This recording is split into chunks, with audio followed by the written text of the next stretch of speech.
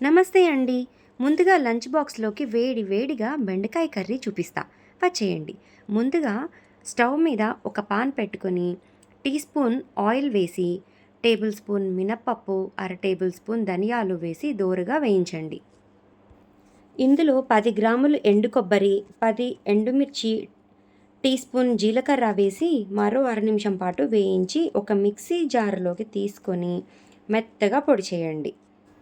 ఇప్పుడు స్టవ్ మీద ఒక కడాయి పెట్టుకొని 2 టేబుల్ స్పూన్ ఆయిల్ వేసి పొడి దినుసులు 5, 6 వెల్లుల్లి రెబ్బలు, 3 ఎండుమిర్చి ముక్కలు, ఒక రెబ్బ కరివేపాకు వేసి పోపు వేగిన తర్వాత 5 పచ్చిమిర్చి ముక్కలుగా కట్ చేసుకొని ఉల్లిపాయలు వేసి అన్నింటినీ కలిపి ఇందులోనే మనం ముందుగా కట్ చేసుకున్న అరకిలో బెండకాయ ముక్కల్ని, అర టేబుల్ స్పూన్ ఉప్పు, పావు టేబుల్ స్పూన్ పసుపు, ఒక రెబ్బ చింతపండు వేసి నిదానంగా కలుపుకుంటూ స్టవ్ని 15 నిమిషాల పాటు ఫ్రై చేసుకోవాలి.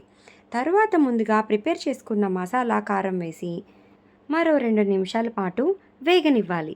ఇంతేనండి, మన లంచ్ బాక్స్లోకి వేడి వేడి బెండకాయ కర్రీ రెడీ. పైన టాపింగ్కి కొత్తిమీర యాడ్ చేసుకోండి. గుమగుమలాడే బెండకాయ కర్రీ రెడీ.